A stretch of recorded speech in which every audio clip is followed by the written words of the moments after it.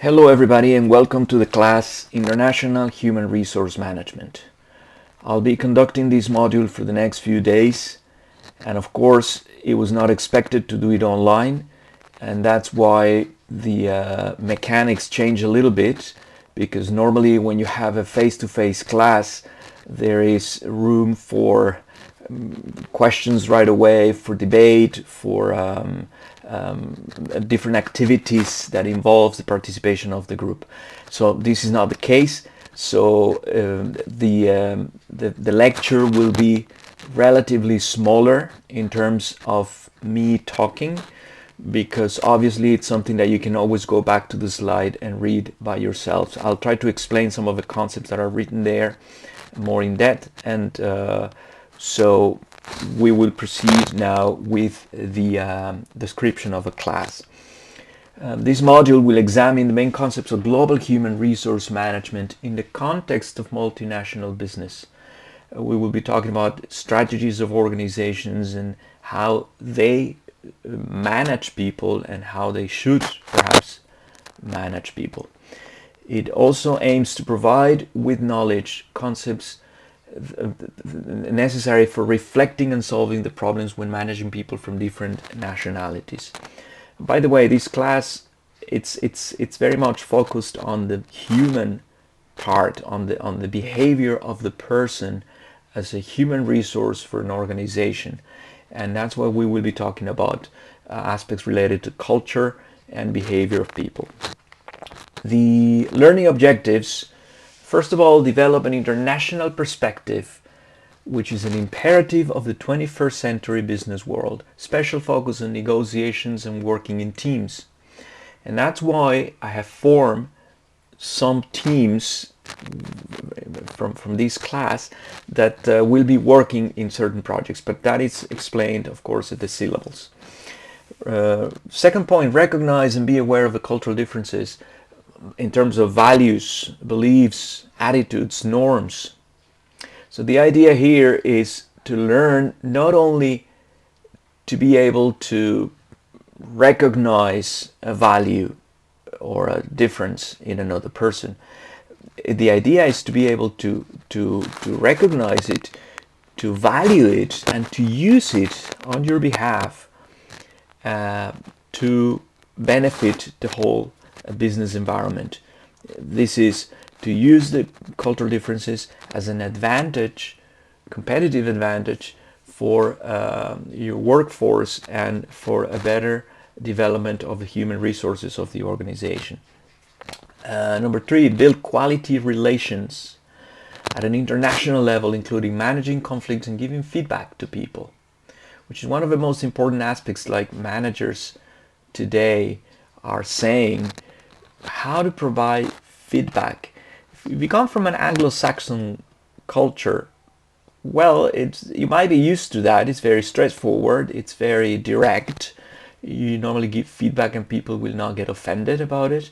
But what happens when you do this in other cultures, like Latin cultures, like maybe Arab cultures, like some other Asian cultures, where being direct is not as appropriate as in other cultures? So providing feedback, you have to be careful depending on each culture.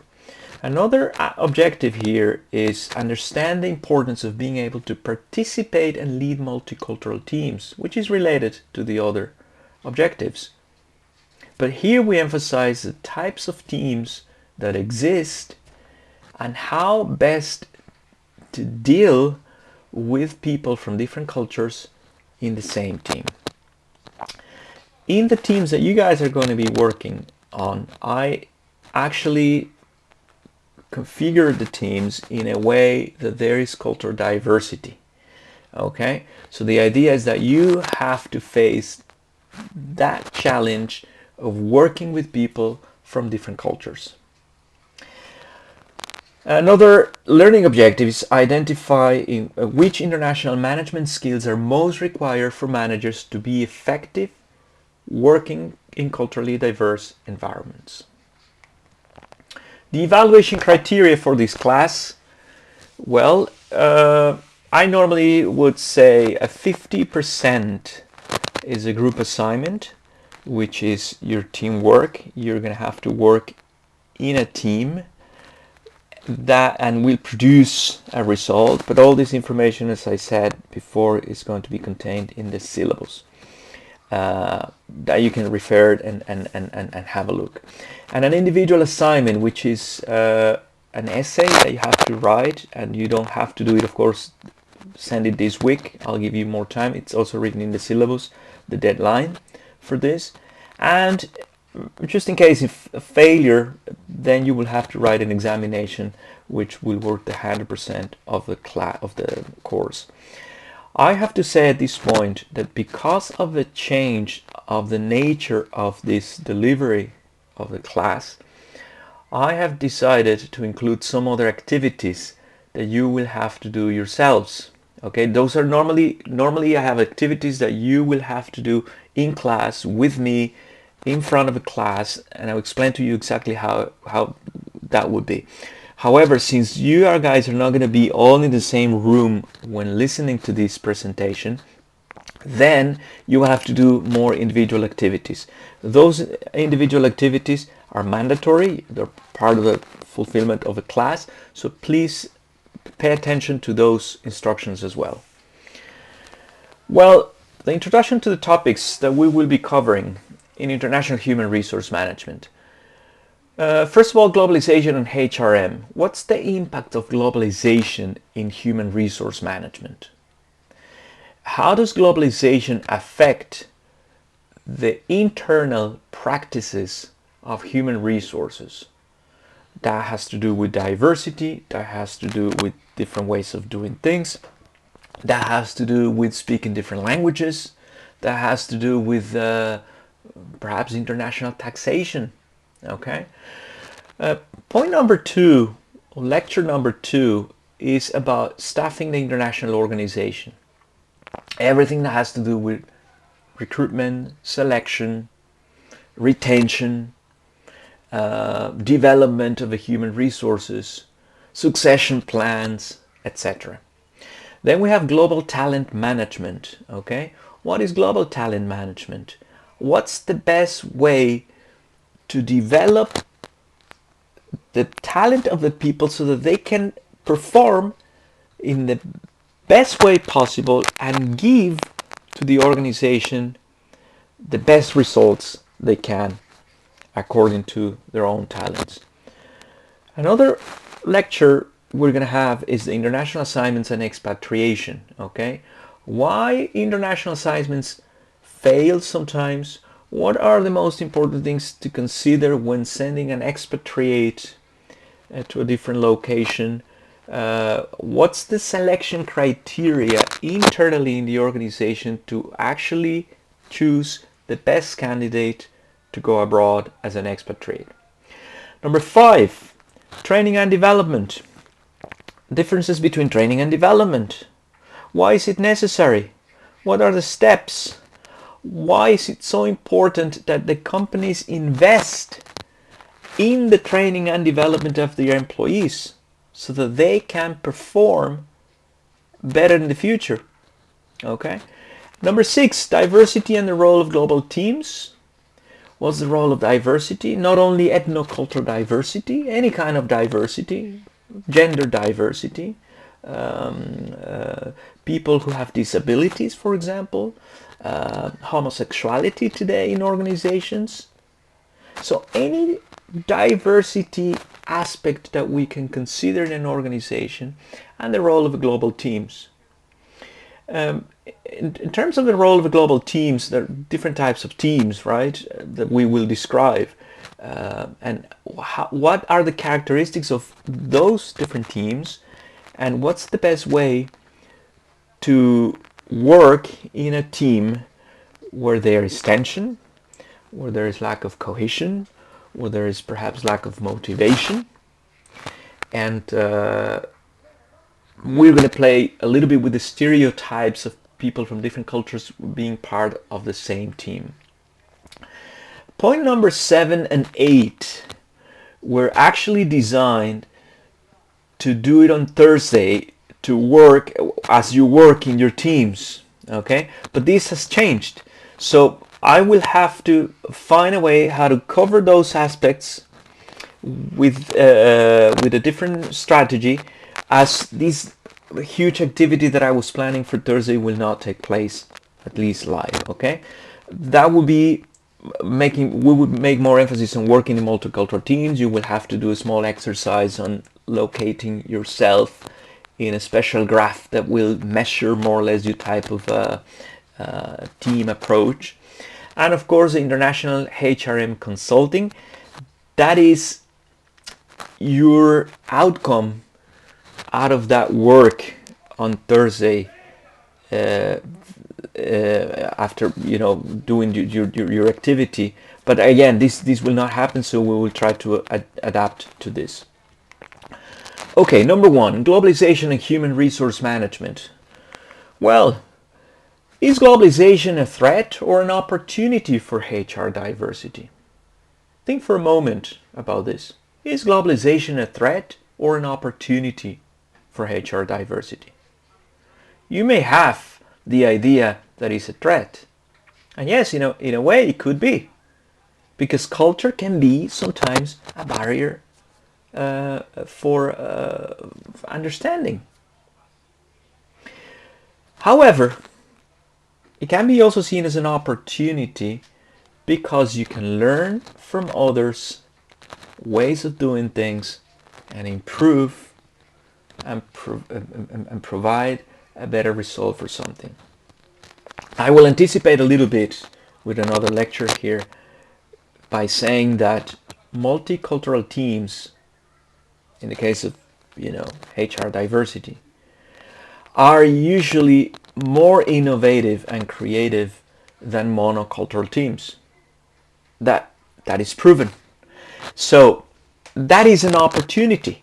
It's not really a threat. It is a threat when we don't understand culture and when we don't understand or accept the behavior of the other person. Of course, then we have tension and we have problems. So, one aspect here to say, cultural purity does not exist, first of all. If you think you're 100% Irish or you're 100% Indian or you're 100% German, you're not. You are in the way that you were born in that culture. Perhaps both your parents are from that culture and you were educated in that culture. But today there is this kind of a global culture that is shared by people who are connected to the internet, who travel relatively often, who have friends and acquaintances in other countries. And that means that this cultural purity does not really exist anymore. Culture is evolving over time. What does that mean? That means that culture changes over time. And yes, it does. 50 years ago, the Mexican culture was not the same as today. The values of Mexican people have changed. Values that you would never expect that will be changing. For example, these laws for abortion or gay marriage or the vote of women, which happened in Mexico for the first time in the 1950s. Okay, we're talking about 50 years ago. Well, yes, culture changes over time because values in people change over time. How do values change? Values change through the experience of people. If I send you to a different country for 5 years, I am sure some of your values will change. Maybe not your core values, but some of your values regarding maybe the importance that you give to punctuality or the importance that you give to greeting people or you name it, they may change. Culture is deep engraved.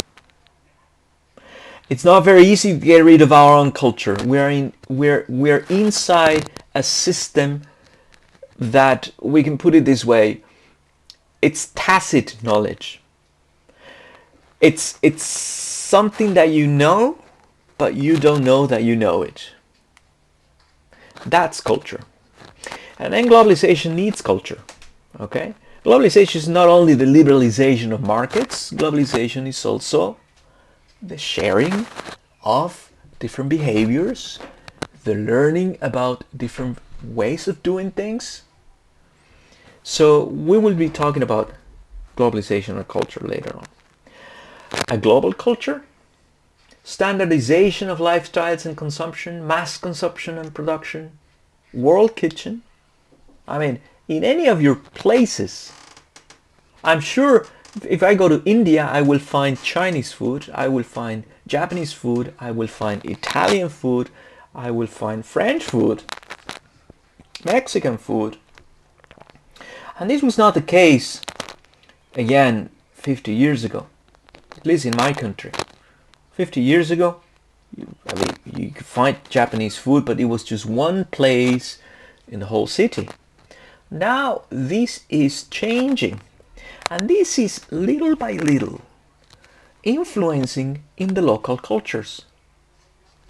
So I'm just giving here the context and why it is important to recognize cultural differences and culture as a very important aspect before we talk about human resource management. Some other important aspects of globalization: global communications, air transport, telecommunications, electronic, mass media, global markets with products and sales strategies all over the world, global production with production chains, sourcing inputs, global money, global finance, global organization, global social ecology, global consciousness. Everything today is global. Teaching is global. Okay? Globalization thesis. National and regional economies are becoming dominated by a new global system of economic coordination and control in which competition and strategic choices are organized at the global level. National and international firms are becoming subordinated to transnational firms that differ significantly from them and are accountable only to global capital markets. The ability that nations have to regulate economic activities is declining. National economic policies, forms of economic organization, managerial practices are converging to the most efficient ones as a result of global competition. Globalization and change in national business systems. Globalization may change the nature and behavior of firms that engage in a large-scale international coordination and control. They could transform the characteristics of home business systems. Globalization implies an inward of foreign direct investment, capital market internationalization, and this changes the rules for everybody in this competitive game of business systems. Globalization may generate new supranational level economic organization and competition that in time will come to dominate national regional systems. I want you to have a look at this picture for a moment. And please think of any word that comes to your mind when you look at this picture. I'll give you a moment to think about it. Just a few words. What comes to your mind? Well, some of you may say, well, I can see change there. I can see movement, challenge, risk-taking, adventure, adaptation, pushing factors, immigration, culture shock, assimilation, determination, international mobility, and you name it. There are many points on the list that we can make. Well, guess what? All of you who are watching this video, this presentation, are like fish out of the water, especially the international students. Most of you are coming from India. Many of you are coming from China. You guys are like fish out of the water. Think of your own culture. You look at the left side of the image. That's your environment. That's where you were born. That's where you grew up. That's the language you speak. That's the environment that you know. That's the food that you eat. And yet, you're here in a different context. In this case, you're in Ireland. Who pushed you to go there? Was that your own decision? Most of the cases, yes. I hope so. You decided to come here. So you're the fish out of the water, and you're the fish out of the water that has to adapt into the new system, where food is different, where language is different, where, conditions are different, even the water temperature is different. Okay, so this, if we transport this to the HR topic, employees around the world are like fish moving from one aquarium to another aquarium. And yet, of course, organizations are like little aquariums in a bigger aquarium, right? But it's still the same effect. You are in a different environment, and you have to survive in this new environment. So who is in charge of making sure that these fish will be ready to survive in a different environment? If I send you as an expatriate from one aquarium to another aquarium, I am responsible for preparing you. All right? Do, whatever is necessary, pre-departure training, language training, culture training, so that you can succeed in that new environment. We can spend the whole day talking about this picture, just talking about what it implies for a fish to jump from one aquarium to another. The world. Well, this was normally an activity that I had planned for the class, but we cannot do it. And the idea is that you guys will draw a map of the world. Yeah, to draw a map of the world. And see how you see the world. And after this activity, normally the outcome is very interesting, because I see, for example, that the Chinese students will draw China in the middle of a page. Not because they think China is the center of the world, or maybe, but because if you go to China, all the maps of the world have China in the middle. This is how they see the world, from China. Does that make sense? Well, if you draw a map of the world, you will probably start drawing the map of the world by your country, or you go the classic or most spread map of the world, which is, start in North America, you go all the way down to South America, and then you go Europe, and then you do Africa, and then you go Asia. And of course, the level of detail of your map will be determined by how much familiar you are with that region of the world. Another activity that I do normally in classes is I ask the students to come up the front on the blackboard, and different nationalities of the students, and then I ask one student from let's say an American student to draw a map of Azerbaijan, and I ask a student from India to draw a map of Senegal. And of course, it's a very interesting activity, because normally people have no idea. I mean, if I ask you to draw a map of Mexico, so all Mexicans know it, and maybe Americans have an idea because we're neighbors. But if you ask a Chinese person to draw a map of Mexico, that is very complicated. And this is because we're not aware of the rest of the world. Now, should all of us be aware of the rest of the world? Well, not necessarily. I mean, it's nice that you know where the rest of the world is, but you should not know just because nowadays is globalization and everyone has to know everything. No. But if you're sent to that nation as on assignment or on exchange, then it will help if you know how the world looks like. So here's a map of the world, okay? Normally I show this after the students have drawn their own map so that they can compare. Okay, so you can have a look how nations are distributed. And of course, another interesting thing that I always find here is that students or people in general, when they do these exercise, they tend to maximize the size of their countries. Okay, so I remember having that student from Switzerland where in his map Switzerland was the size of Canada almost. And of course, because my country is you know, is the most important thing. Anyway, those are perceptions. Have a look at this. The world's population in 1820, and 1820 is not very long ago in terms of history, all right?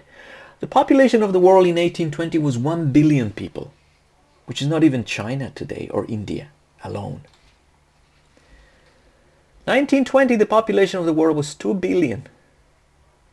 So we duplicated the population of the world in 100 years. But we did not wait 100 years to duplicate the population of the world. We did it in 50 years. So by 1970, we were 4 billion people in the planet. So what's 50 years from 1970? It's this year. And this year we're nearly 8 billion people. So what this shows is that the growth of the population, it's not arithmetical growth, it's exponential growth. We're duplicating the population of the world basically every 50 years. So in the next 50 years, when you guys are retired, are we going to be 16 billion people? Can you imagine that many people in the planet? My question here is, will there be natural resources for everybody? Can you imagine if every person in the planet would like to have the same number of cars that an American family has or their German family have? That would be impossible. There would not be air to breathe anymore. So we have to do something. And in the business world, companies are working with people who are making changes. And some of those changes have to do with the awareness of what's going to happen in the next 50 years with the population of the world. Of course, it wouldn't be sustainable that everybody wanted to have the same number of cars.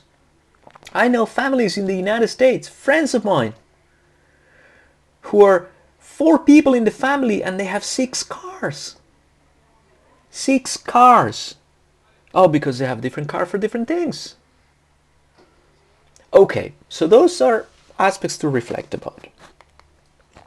If the world were only 100 people, 59% will be Asians, 19 of which will be Chinese and 18 will be Indians.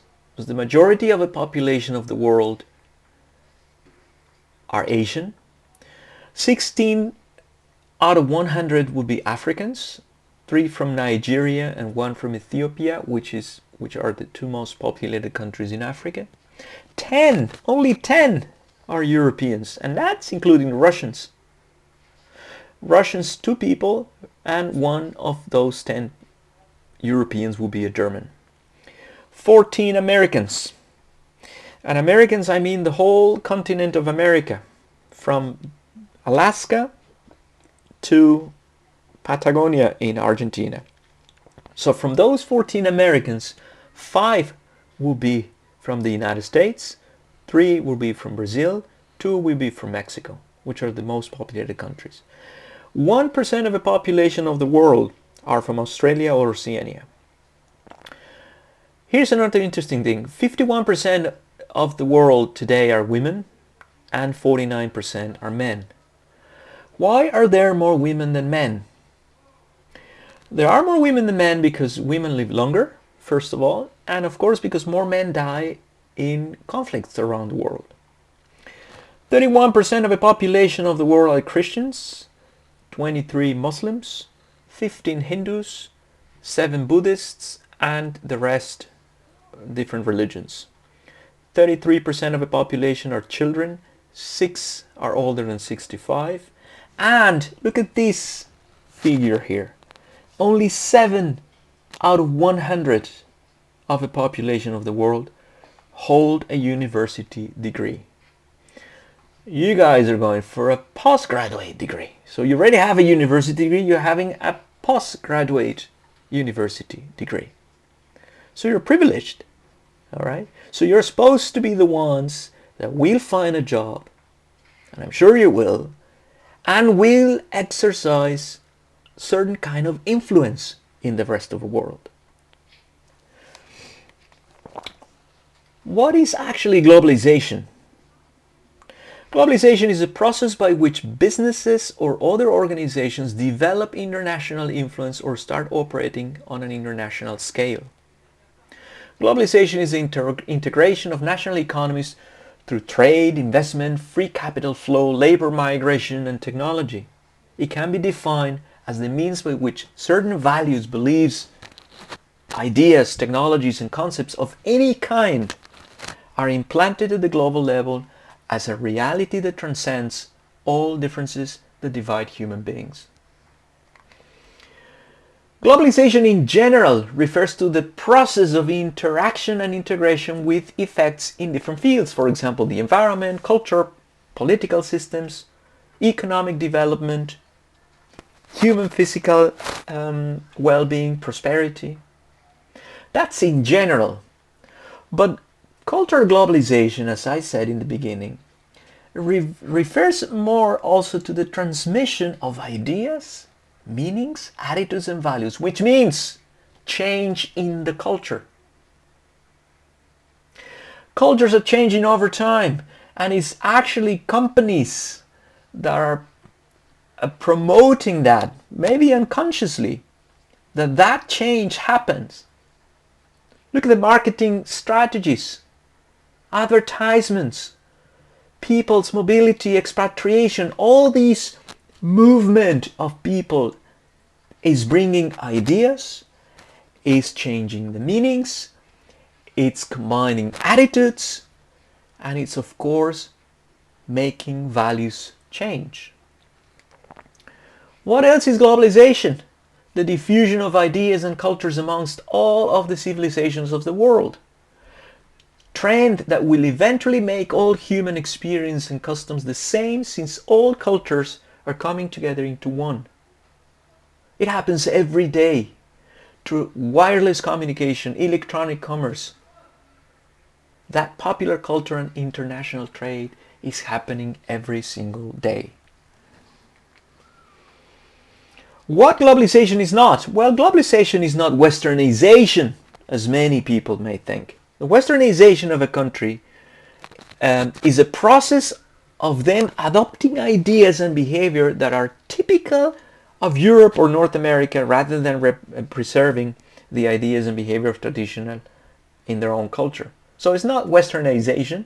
Globalization, it's something that is happening today in our planet, and I would even say as part of a natural evolution of humankind. It's irreversible. We cannot go back from globalization. Okay? Contributing factors: new technology, forms of communication around the world, transportation technologies and services, along with mass migration and individual travel, distribute to this form of globalization, allowing for cross-cultural changes. Infrastructures and institutionalization embedded change. All right, teaching languages such as English across the world. All of those factors contribute to this globalization process. Effects of globalization: well, there are effects in language, there are effects in religion, there are effects in business. In language, more and more people acquire English and maybe other prominent languages like Spanish or Chinese as a language to communicate in the business world. In terms of religion, globalization increases cultural awareness throughout the world. This builds religious pluralism and generates more tolerance. Why? Because intolerance is defined as the lack of knowledge about the other one. So if I am tolerant, means that I have knowledge about your culture and your religion, a new belief system, and if I know it, I accept, I tolerate it. I accept that you have it. You're not going to convince me of your religion beliefs or make me change my religion beliefs or make me believe in something that I don't believe if I don't want to. But at least I respect the right that you have to believe in what you believe. And this should not interfere in our business relationship. Businesses, global and local forces interact, changing both. When brands diffuse or a new location, they change to fit local preferences. Technology is a big one. Globalization intensifies the knowledge and technology spread across borders. This helps boost innovation and productivity throughout the world. The spread of the new technologies influences world trends and promotes economic growth. Here's some interesting statistics. Do you know the top 3 countries with the most native English language speakers? The United States, number 1, 328 million people. United Kingdom, 65 million. Australia, 25 million. The top 3 countries with the most native Spanish language speakers: Mexico, 126 million people. Colombia, Argentina. And the top 3 most widely spoken languages in the world: Chinese Mandarin, 1.2 billion people.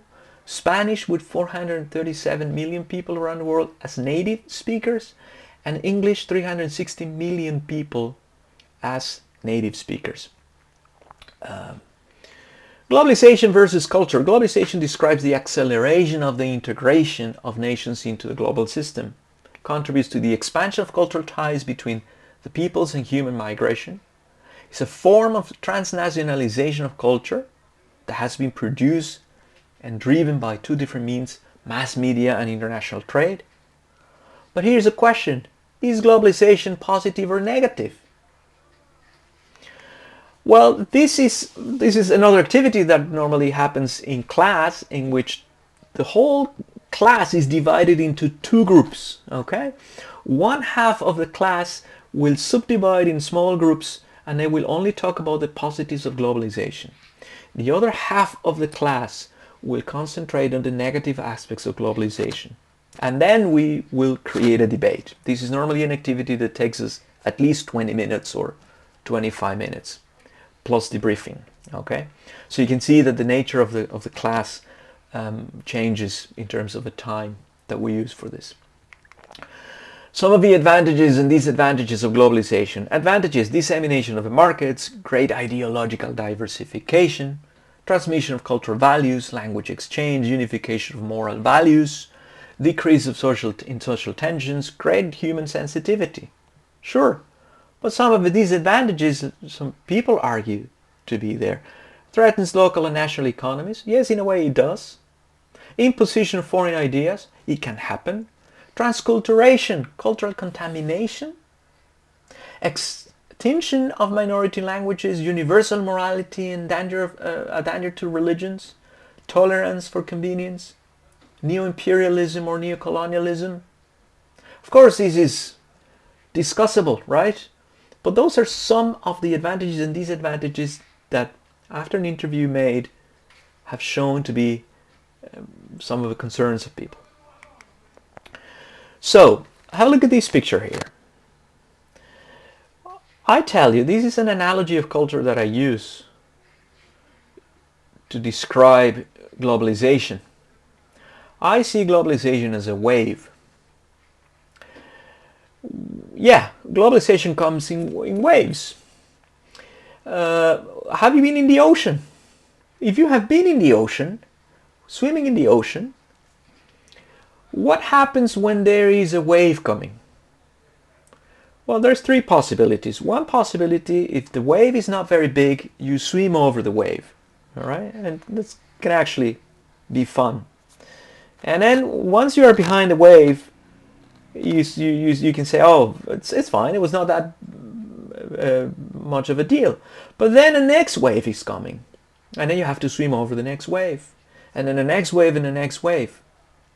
Well, the fact that you guys are in the ocean, all of us, means that we are in the global system already. The ocean is the global system.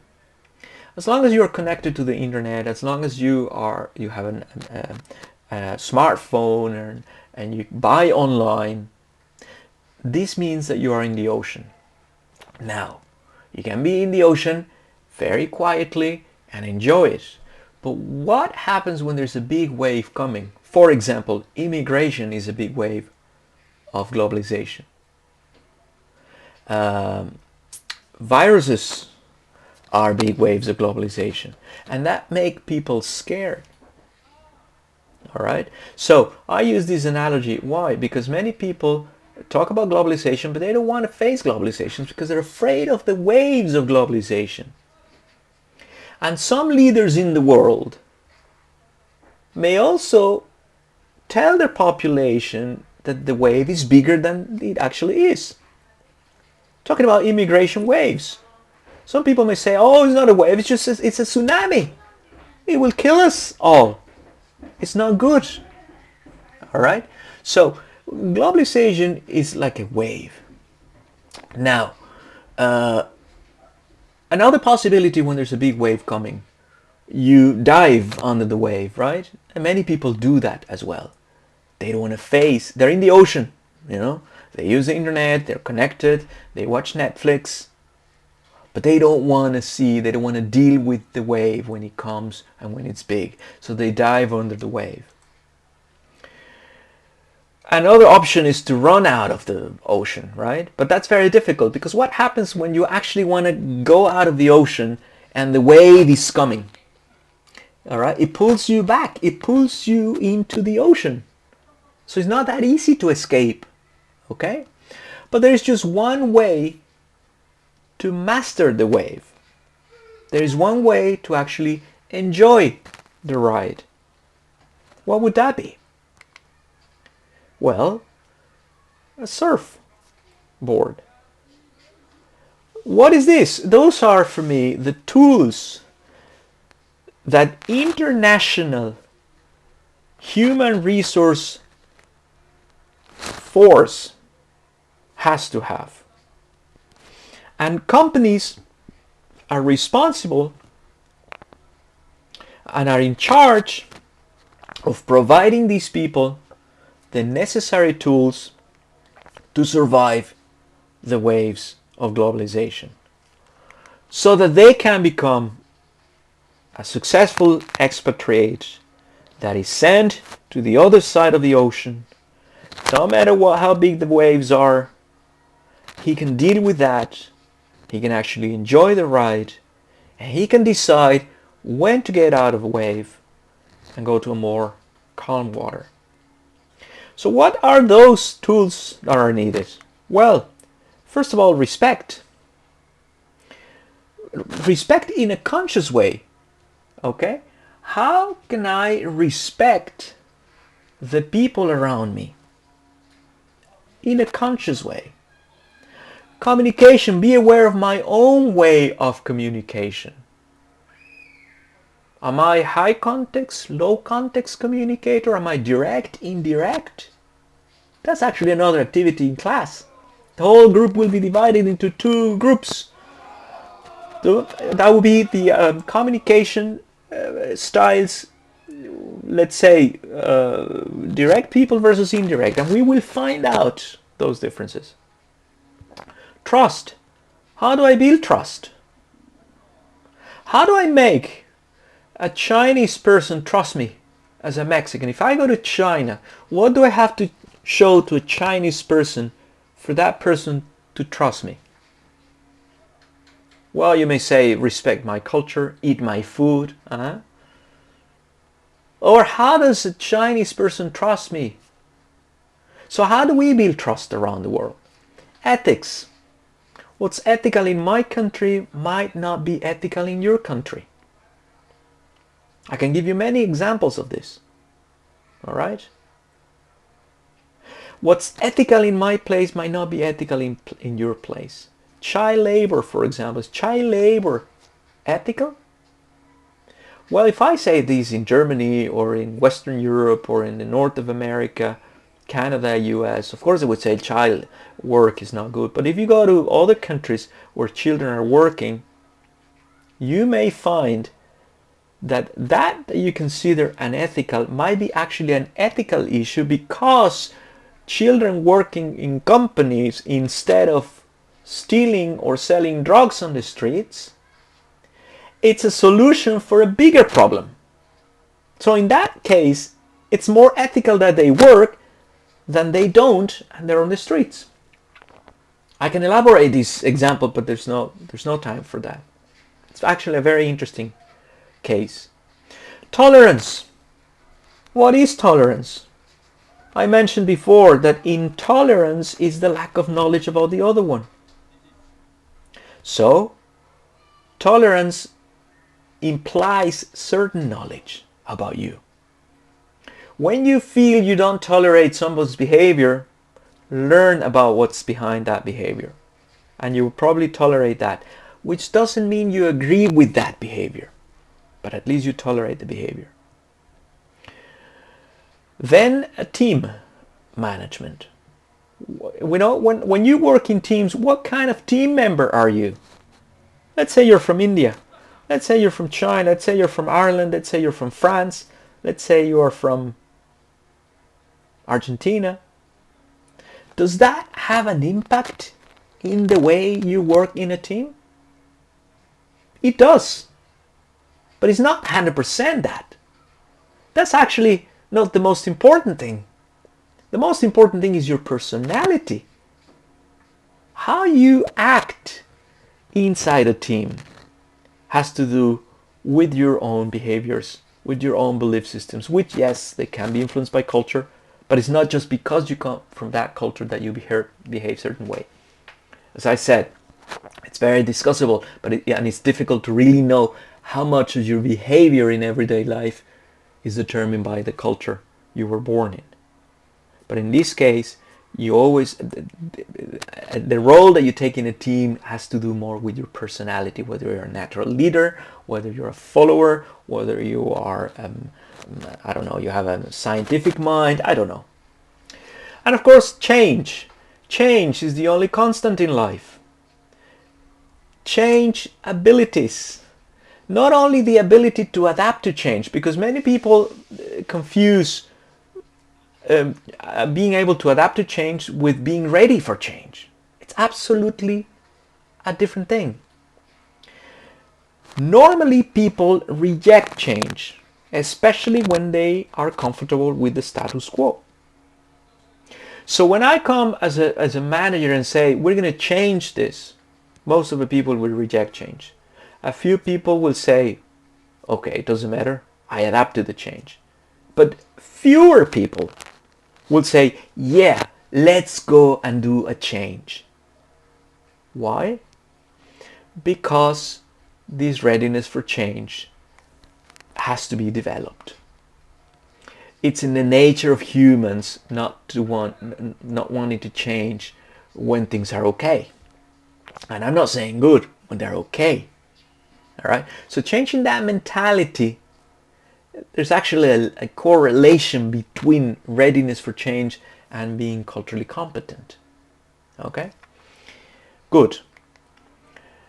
Here are the globalization drivers. Well, first of all, increasing consumer demands for new products and services versus the availability of natural resources. The first drive of globalization is the natural resources availability against the increasing consumer demands.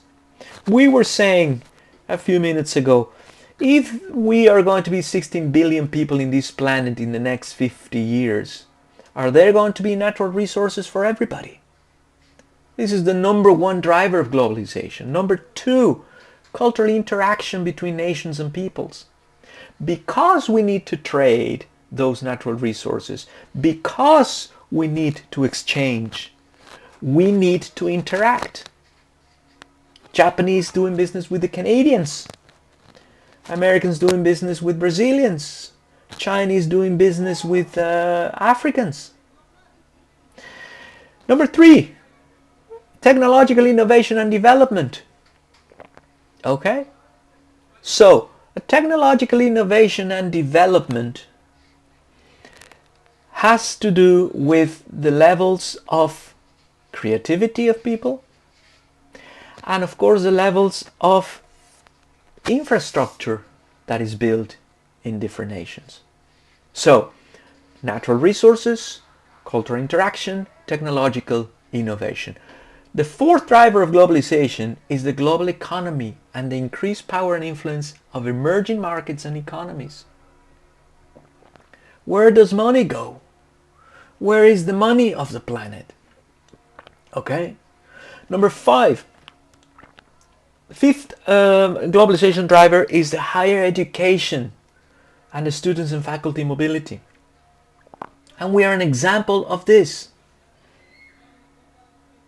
So here we are, a student from India, student from China, in Ireland, with a Mexican teacher teaching from France.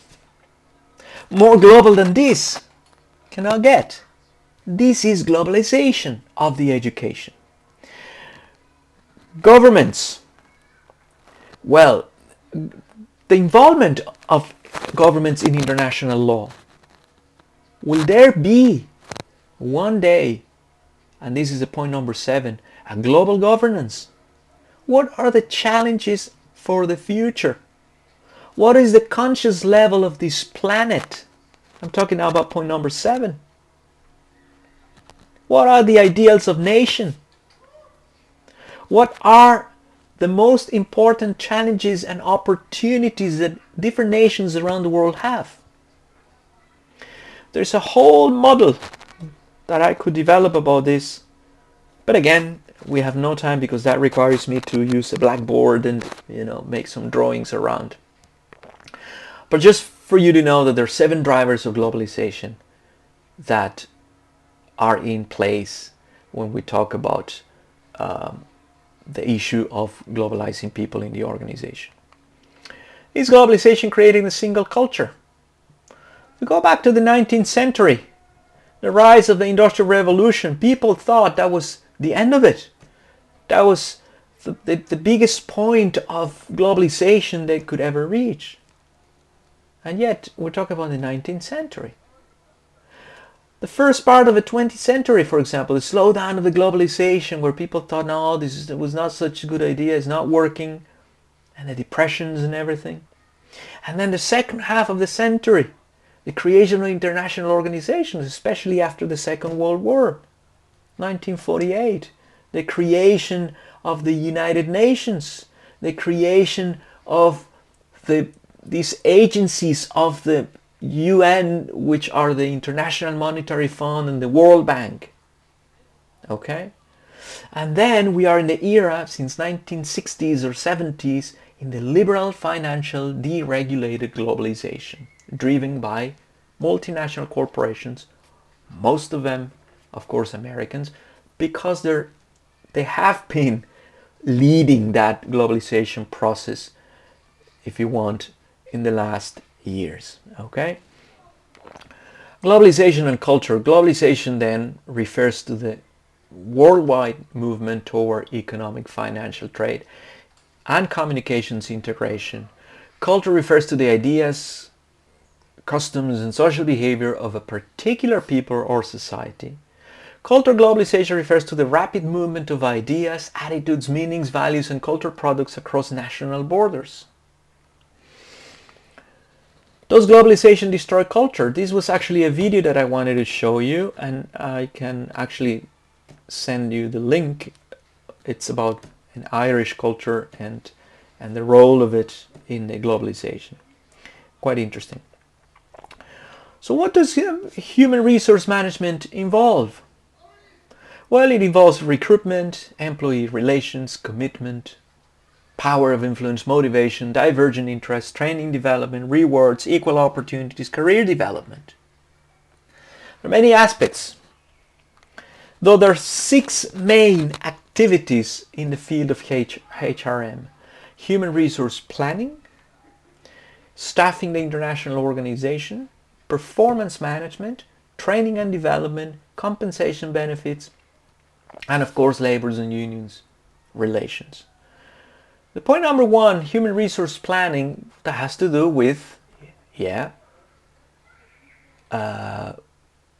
making a previous plan of what you need in the future for your organization in terms of people. This is actually one of the most difficult tasks of companies, to do the planning of the human resources. How many people do I need to do the job? But what if I have 10 people and I only need 5? Or what if I have 3 people to do the job for 5 people? It's very difficult and very complicated to actually calibrate and make sure how many people you need for a company. Staff in the organization, what are the procedures? How do companies get attracted, the staff that they need? Performance management, how do you measure the performance of people? How do you measure the levels of motivation? And how do you measure those levels of motivation against the number of tasks people have to do? Number 4, training and development. We spoke a little bit about this in the introduction. Training and development, what is the difference? Training the staff to do something that has to be done in a different way versus perhaps providing education, further education for a person inside the workplace or outside. Compensations and benefits. How much to pay to people? Are my employees being underpaid? Are my employees being overpaid? Our normal companies will try to pay less. Normally employees want to make the biggest salary possible. And of course the labor relations, which are the nightmares for many organizations. All right. So strategic human resource management: planning, measurement, development, rewarding, retaining, and the use of technology. Here's an interesting diagram that shows a different version of the HR main activities. On top of this, we see strategic HR management, which includes the planning, measurement, and the use of technology. Then we go clockwise, and then we see equal employment opportunity, compliance, diversity, affirmative action. The third point here is staffing, job analysis, recruiting, selection. Okay, we can spend a whole chapter talking about job analysis only. HR development, orientation, training, employee development, career planning, performance management. And then compensations and benefits, wages, salaries, administration, incentives, other benefits. Of course, a very important aspect is the health, especially today. Safety, security, health and wellness, safety, security in the working place. And lastly, the employee and labor relations, employee rights and privacy, HR policies, union management relations. On the outside of this diagram, we see other areas that are influencing those activities of HR: the global environment, the environment itself, culture, geography, or location if you want, political influences, social influences, legal aspects, economic aspects, and technological aspects. All right. So again, this is another model that can be discussed further and more in depth. Defining international human resource management, the interplay among the 3 dimensions. Well, human resource activities is what has to be done, types of employees, who does the job, and countries of operation, where is this job done.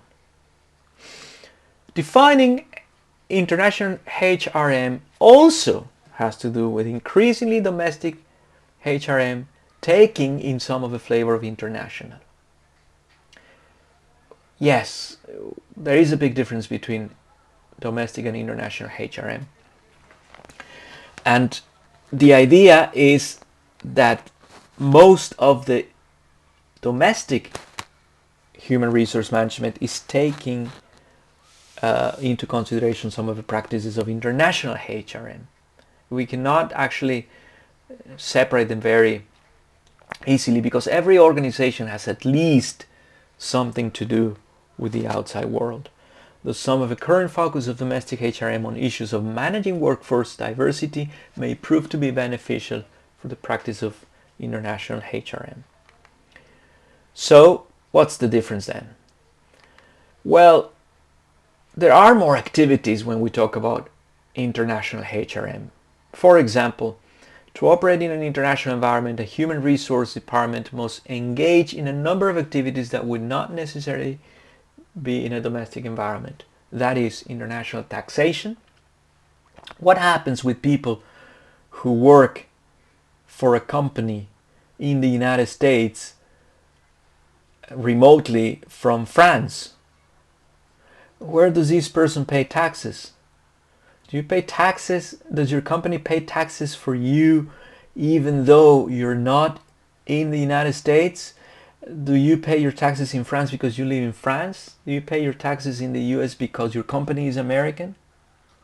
That's the reality for many people, and many people in this world end up paying double taxes.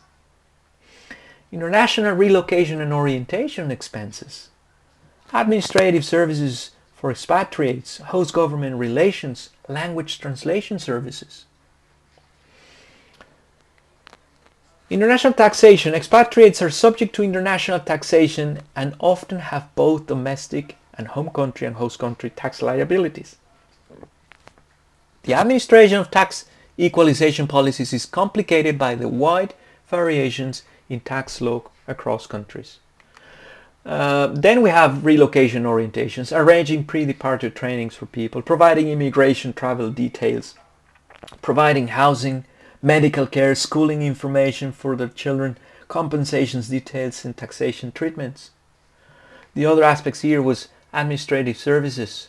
Providing administrative services can often be time-consuming and complex activity and costly. All right? Ethical questions can arise when a practice that is legal and accepted in the host country may be at best unethical and at worst illegal in the home country. I gave you the example of child labor. Host government relations. Maintaining good relationships helps resolve potential problems that can be caused by ambiguous eligibility and or compliance criteria for documentation such as working permits or residence permits. Host government relations represent an important activity in countries where personal relationships play strong roles. Translation services. If the HR department is a major user of language translation services, the role of this translation group is often expanded to provide translation services to all foreign operation departments within the multinational. The need for broader perspective. Well, HR managers working in domestic environment versus those ones working in international environment. More involvement in the employee's personal life. HR department or professional needs to ensure that the expatriate employee understands housing arrangements, healthcare, and all aspects of compensation. I have an example of a Russian employee moving to Munich in 2000. As that was also my experience in that year, I remember that employee coming into the company complaining, and he had the right to do that, about an issue that came up during his paperwork. In Germany, you pay the so-called unemployment insurance, which is an amount of your salary that goes every month to that concept of, in case you losing your job, you will get money from the government. Yeah. In German, it's called Arbeitslosengeld. And that, it's pretty much in many countries a norm, but not in every country. Okay? So anyway, you assume that every person who is paying this unemployment insurance will have the benefit to get it when needed. But what happened is that in his working visa, his working permit of this Russian guy, it was written very clear, this person who holds this passport, this visa, it's only allowed to work in this company during a certain period of time, And in case this person will lose his job or be fired or whatever happens, that he's no longer working in this company, he must return back to Russia. He cannot stay in the country. So he was arguing that why was he paying unemployment insurance if he wouldn't have the right to get it if he loses his job? And of course he was right. That was exactly my case, by the way. So what do you do in that situation? Well, he went there and complained, and the German government said, oh, I'm sorry, we're sorry, but this is the price that you pay for working in Germany. Basically, that's what they said. So those are one of the things that they never tell you. So basically, for 3 years, this employee and myself, we were paying unemployment insurance for 3 years without having the right to get it. Which means we were maybe supporting a person who was on retirement for 3 years, and we didn't have that right. Okay? Anyway, that was the example. More involvement in employees' personal life. Well, in domestic setting, the HR department's involvement with an employee's family is limited. The firm may, for example, provide employee insurance programs, but it may not. The HR department may provide some assistance in relocating the employee and family. Risk exposure. Frequently, the human and financial consequences of failure in the international arena are more severe than in domestic businesses. Terrorism, for example, is another aspect of risk exposure relevant to international HRM. Why? Because what if you send a person to a place where terrorism may happen anytime? It has also had an effect on the way in which employees assess potential international assignments locations. More external influences like the type of government, the state of the economy, the generally accepted practices of doing business in each of the various host countries in which a multinational operates. Variables that moderate differences between domestic and international. Well, the complexity involved in operating in different countries and employing different national categories of employees is a key variable that differentiates domestic and international HRM. Here we have some variables of HRM function. Whether it's domestic or international activity of the function, we have the cultural environment, we have the industry or industries within the multinational, which is primarily involved, complexity involved in the operation in different countries and employing different national categories, attitudes of senior management, extent of reliance of the multinational and its home country or domestic market. Cultural environment. Person is not born in a given culture, first of all. Rather, she or he acquires it through the socialization process that begins at birth. Of course, if you're born in your culture, that's where you get. But not necessarily being born in a culture, you will get exactly the same as the other person, because there are people who are born in one culture, but they have the influence of their parents who might be from a different culture. So for example, an American is not born with a liking of hot dogs, all right? Or a German with a natural preference for beer. These behavioral attributes are culturally transmitted. The cultural environment also has to do with one important characteristic of culture that is not a subtle process that is not always conscious on its effect or values, attitudes or behaviors. One usually has to be confronted with a different culture in order to fully appreciate its effect. Anyone traveling abroad, either as a tourist or a business person, will have to face and experience situations that demonstrate cultural differences. For example, language differences, differences in food, tastes, the way people dress, hygiene, and the attitude to time, a classic one. International business involves the interaction and movement of people across national boundaries. Cultural differences are extremely important and essential. And the importance of cultural awareness, culturally insensitive attitudes and behaviors stemming from ignorance or from misguided beliefs not only are inappropriate but often cause international business failure. My way is best, for example, or what works home will work here, which is a mistake. An awareness of cultural differences is essential for the HR manager at a corporate headquarters as well as the host location. Activities such as hiring, promoting, rewarding, and dismissal will be determined by the practices of the host country and often are based on value system particular to a country's culture. So, with this slide, we finish up our first block of information on globalization and culture. So we will proceed next with the other topic, which is staffing the international organization. Thank you for your attention, and I hope you have enjoyed this lecture, and I hope you have you had a chance to reflect about this. Of course, you can go back anytime, and if you have any questions, we will set up a space for questions and answers virtually. Thank you very much.